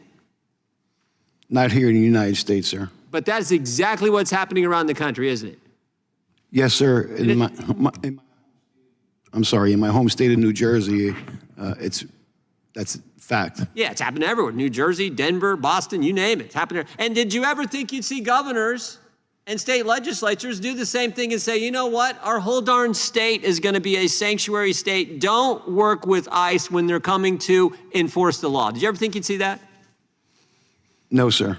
Did you ever think you would see judges in their chambers tell the bad guy, hey, talk to his lawyer, hey, slip out the back door because the ICE agents are coming in the front door to enforce federal law? Did you ever think you'd see that? No, sir. And did you ever think you would see what happened last week or 2 weeks ago, I should say, in New Jersey? Did you ever think you'd see members of Congress engage in that kind of behavior? Sir, after what I witnessed in 2018, yes, in New York City, I didn't put it past anybody, but I find that behavior to be absurd. Well, in other words, Mr. McCall, it's gotten so bad, nothing surprises you now with what the left's going to do. Nothing, sir. I know, and that's where the American people are, and that's why they appreciate what the Trump administration is doing. Why is it better to arrest people at the jails or at the courthouse, Mr. Mikowski, than it is out on the street? Why is that better? Well, I believe my colleague had touched on it, but it's much safer for the alien, the person involved, and it's also safer for the general public, most importantly, the officers. The rule of thumb is safety first. It's safer for everyone, right? Yes, sir. It's safer for everyone. Safer for the migrant, safer for law enforcement, safer for the general public, because you don't want to happen what has happened already because of the crazy left-wing policies that some of these cities and states and now judges have. When you could send two, it's cheaper for the taxpayers. Instead of sending 6 guys to arrest them on the street, you can send 2 guys to get him at the courthouse or at the jail. But that side says no. We're for the sanctuary policies. We're for making it tougher on law enforcement. We're for endangering the community. We're for making it tougher on the migrant and going out and arresting them on the street. Really, one of the craziest things I've ever heard. Would you agree, Mr. Murkowski?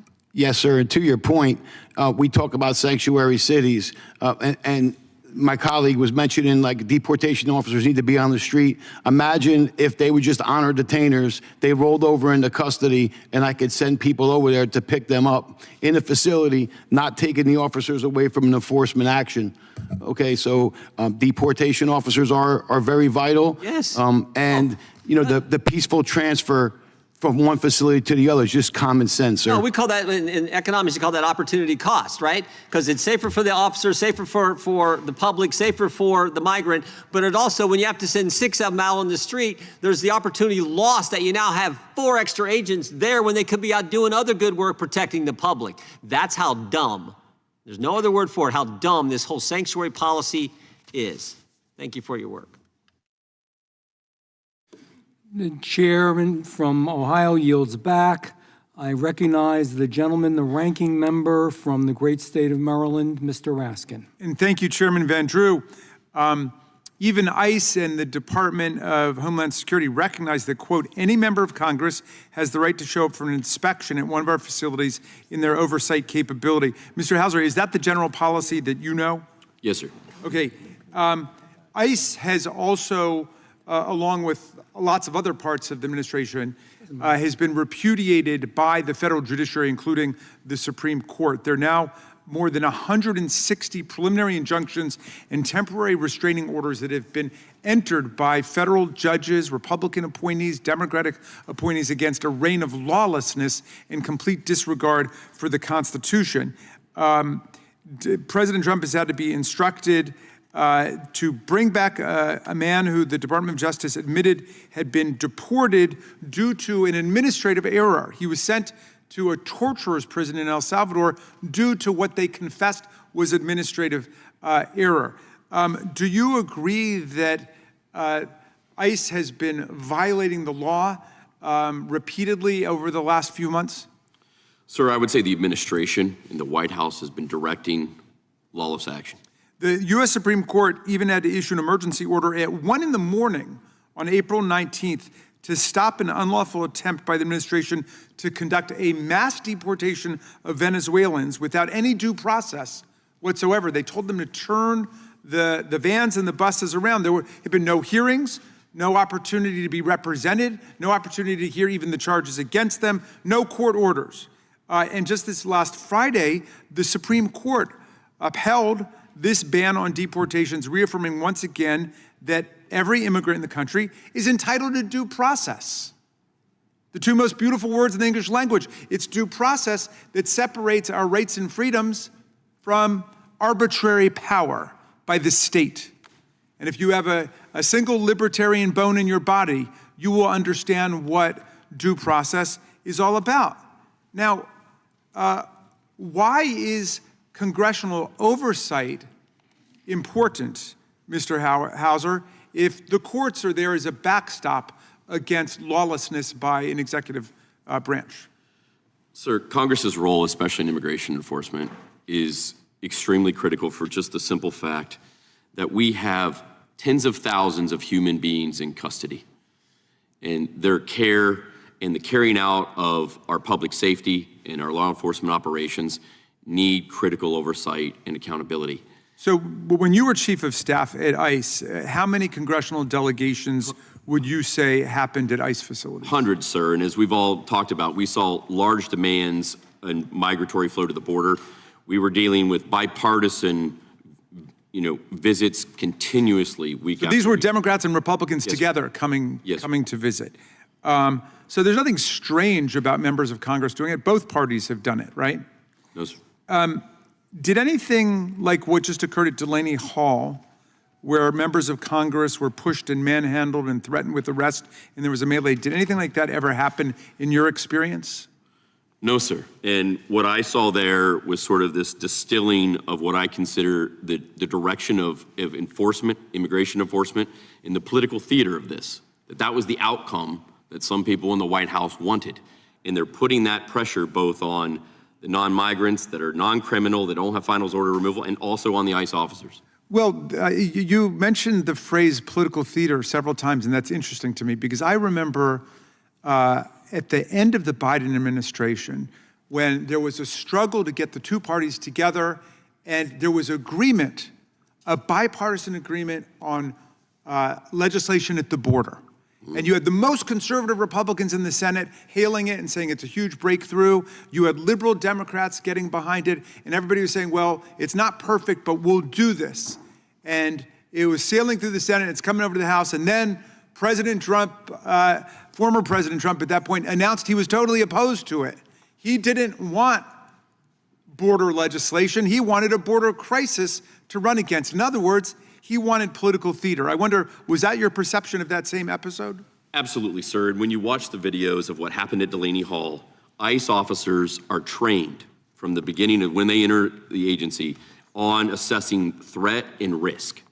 And clearly, and they sort of apply that threat and risk to what they carry out in operations. And I believe everybody on this panel would agree that then they allowed the Congresswoman to then enter the facility and take the tour. So the idea that there was outside political pressure or influence directed at ICE agents and that created this powder keg of what happened there is pretty clear and logical to me. Thank you, Mr. Chairman. My time's up. I thank the ranking member. I am going to yield 5 minutes to myself. So, I like to keep things simple sometimes. I'm from Jersey too. And sometimes simple truths really kind of display more complex truths as well.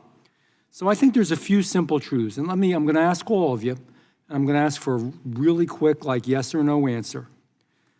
I believe open borders, sanctuary cities, and sanctuary states where you're releasing individuals back into the community, including dangerous criminals who have been guilty and have committed crimes like rape on minors, like murder, like disfigurement, like dealing and selling drugs, just to name a few, like violating gun laws, all of that. I think that's really bad. I don't think we should let that happen. Let's really get down to what this is all about. In the last administration, we let people like that come across the border and come into the United States of America. Would you agree with me that that's bad? Mr. Arthur, quickly, yes or no? Yes, I do, sir. Mr. Marino, yes Yes. or no? Mr. Mikowski, yes or no? Absolutely, sir. Mr. Yes. Hauser, yes Yes, or sir. no? Okay, so that's something we've already done better on. We're straightening that out now. We are not allowing those individuals to come into the United States of America. Do you believe, as I do, that as members of Congress, and you can state this, don't be afraid to say it, that we have an added level of responsibility, the way that we comport ourselves, whether we are Republicans, whether we are Democrats, whatever we are, that we should behave in a certain fashion. We write laws. So you would believe that we would follow the rule and believe in the rule of law itself. So and I believe we do have oversight.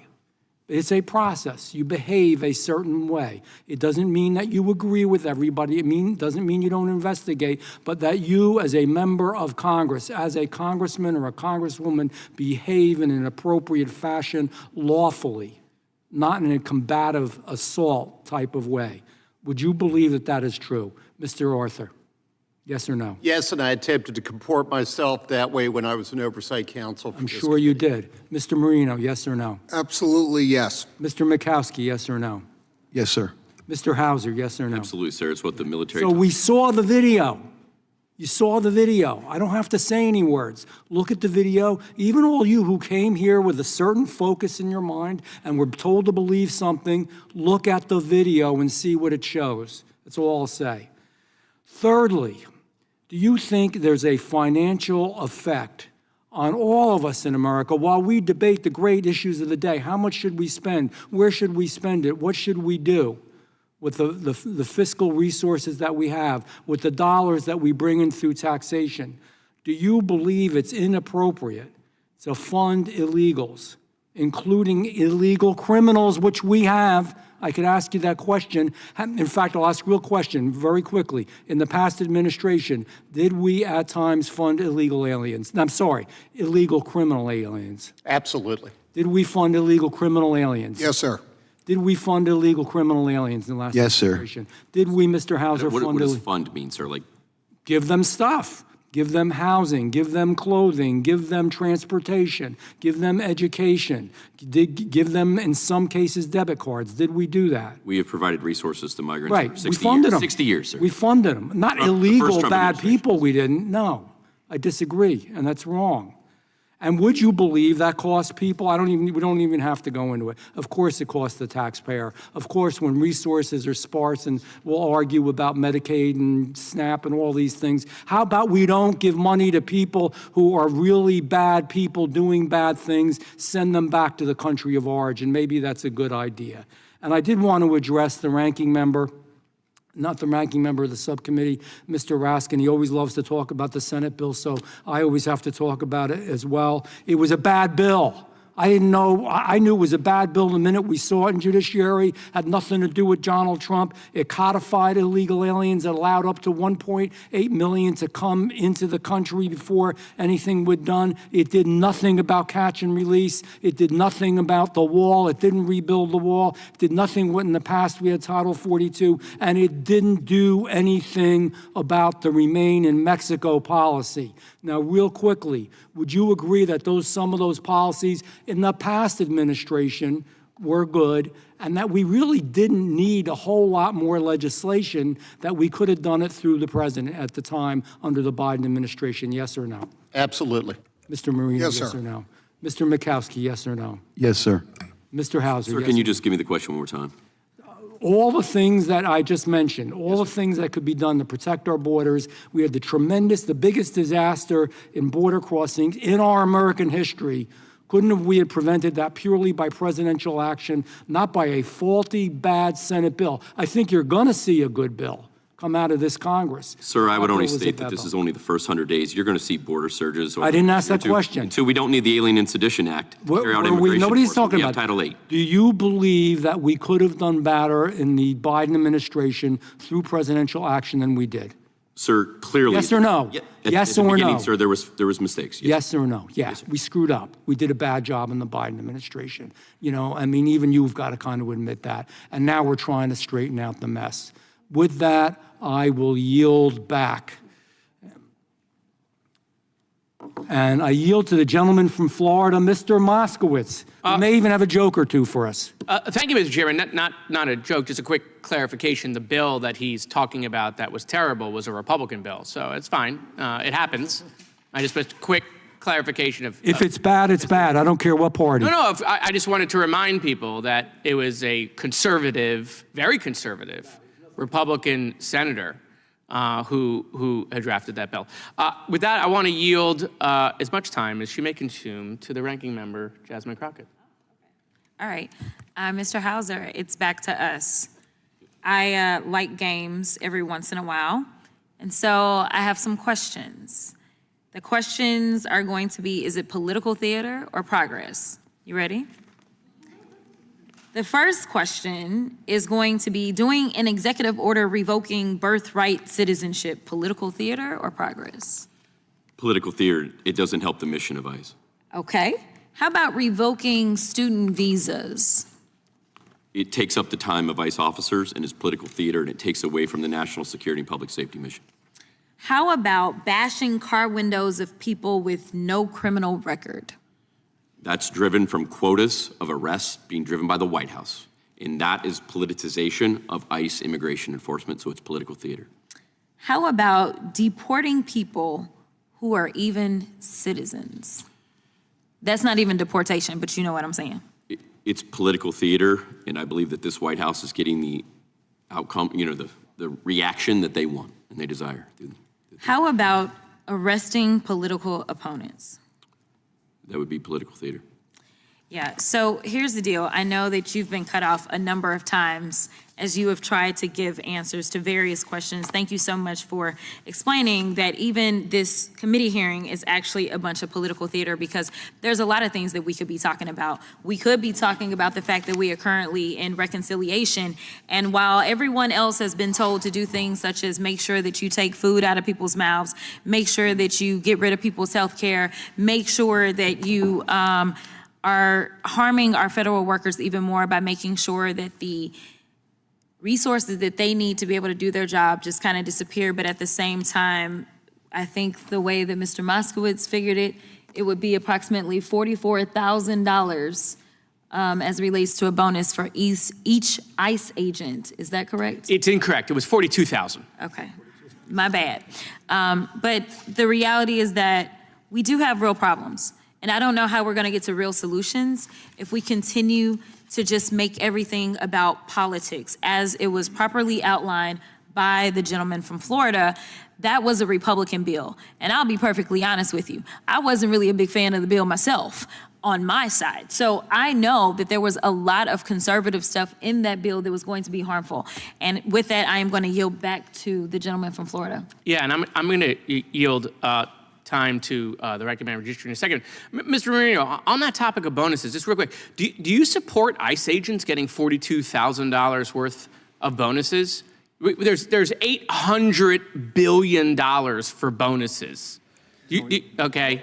I say billion, I'm sorry, million, I apologize. $800 million in there for bonuses. Do you support that? Yeah, what kind of bonuses are we talking about? Are we talking retention bonuses? This is a great question, Mr. Marino. Great question. They didn't say at all in the backup. Yeah. There was no documentation at all what the bonuses were for or what it was just $800 million for bonuses. It sounded like a lot of money for federal employees for bonuses. Not that we don't want to treat our federal employees great, of course we do. But I had suggested $500 million for bonuses, and they said, no, $500 million sounds a little better, right? Well, look. Or zero. Are you at zero for bonuses, maybe? I never received a $42,000 bonus. Good, perfect, we agree. I would like however, times are different. Recruiting is tougher. Retention is a challenge. And if that's something that it's needed for, I would support it. So do you support those bonuses for NOAA, FEMA, the Pentagon, all of the departments, or just ICE? I would support strategic use of retention bonuses where they were needed. Okay. I'd like to yield the remainder of my time to Mr. Raskin. Thank you, Mr. Moskowitz. Mr. Hauser introduced the important idea of political theater. You've introduced the idea of bureaucratic bloat.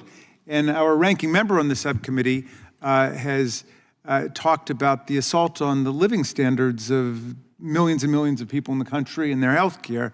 I just want to add one final piece of this, which is that Donald Trump and his family have been making more than $1 billion a month since they got into office on the crypto scam, and now he's collecting a $400 million airplane from the dictator of Qatar.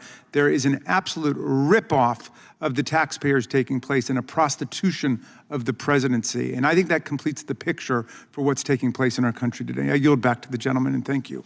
And I yield back. Thank you, Mr. Chairman. Gentleman from Florida yields. I recognize the gentleman from Missouri, Dr. Ronder. Thank you, Mr. Chairman, and thank you to all our witnesses for being here. Mr. Hauser, thank you for your service to our country as a combat veteran. But no thank you to the Biden administration for precipitating the worst border crisis in American history. I would say that Joe Biden and his administration were incompetent, but I think it was intentional. It was intentional that he flooded at least 8 million illegal aliens into our country. And what is the Democrat solution? The Democrat solution seems to be, unless you've been convicted of a violent crime, you can stay. Not only can you stay, but we will pass amnesty bills to support you. We will block enforcement of immigration laws and endanger ICE officers with sanctuary city policies. We'll give you welfare. We'll give you health care. We'll give you free education. You know, if you want to come here as a birthright tourist, Your kids will be citizens, and that will help you to stay in the country permanently. We'll give you free stays at luxury hotels. Oh yeah, Biden and his administration have really done a great job. Donald Trump has lowered illegal border crossings by 95%. Somehow that doesn't count. There are going to be surges later on, don't you know? Well, you know, this all gets away from the purpose of this hearing, which is the fact that activist protests, including those by members of Congress, obstruct immigration enforcement and undermine public safety. In April and May alone, there were more than 14 demonstrations planned across 12 states targeting ICE detention centers and related facilities. These types of demonstrations physically impede ICE detention center operations on purpose and inhibit the successful processing of detained illegal aliens. And you know what? I do care whether illegal aliens have committed violent crimes, of course, but I think every illegal immigrant, as you've pointed out, Mr. Michkowski, has broken the law and needs to leave. And to me, due process is you prove that they're not here legally, they get the hell out of our country. The gentleman yield for a friendly question. No, I do not. It's my time. You've spoken about 4 times so far in this hearing. For example, on May 4th, 2025, activists protested an ICE field office as a detention bus left, with law enforcement agents forced to surround the bus to prevent interference, diverting staff from other duties and delaying detainee transfers. The protests directly impeded law enforcement, federal law, and put ICE officers at risk. Mr. Michkowski, do law enforcement officers and ICE officers, do they receive training how to deal with crowds and riots? Sir, yes, sir, they do. I'm sorry, is the time clock is, I don't know how much, I think I have some time left, but the time clock went black. Oh, there we go. Okay. How are ICE officials trained to react when a gate would be broken and stormed by a group of raucous protesters?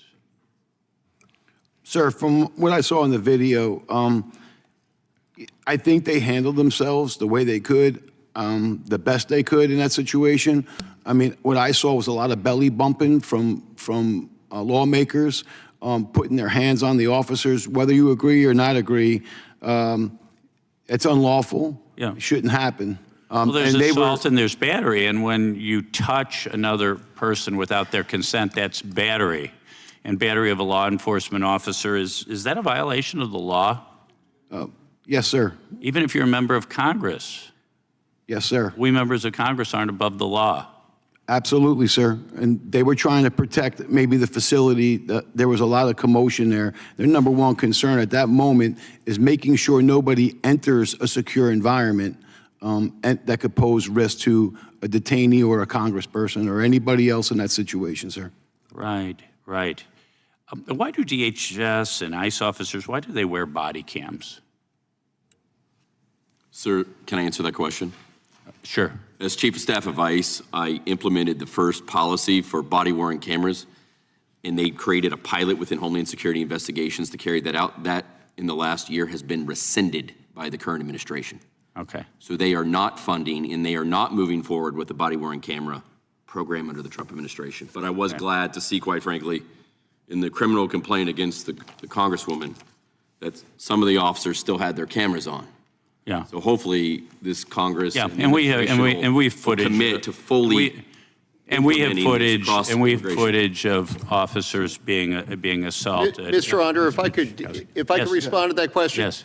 It's a twofold purpose. One, it protects the officer from any allegations that they engaged in violations of civil rights laws, and it also reminds the officer of the fact that somebody's always watching.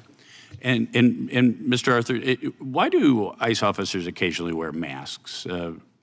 ICE officers occasionally wear a mask because, unfortunately, in this heated environment, they get doxxed, they get attacked, they get threatened at their homes. People disclose where they live, disclose their phone numbers, where their children go to school.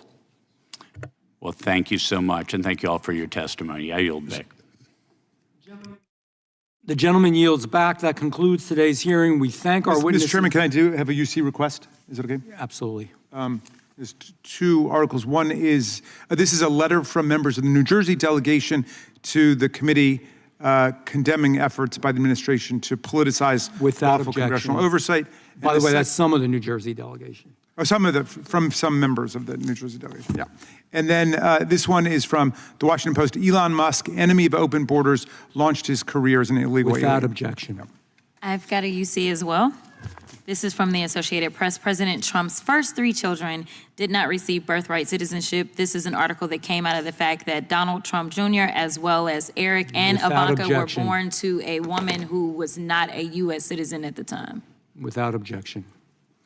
It concludes today's hearing. We thank our witnesses for appearing before the subcommittee and spending their time with us. Without objection, all members will have 5 legislative days to submit additional written questions for the witnesses or additional materials for the record. Without objection, this hearing is adjourned.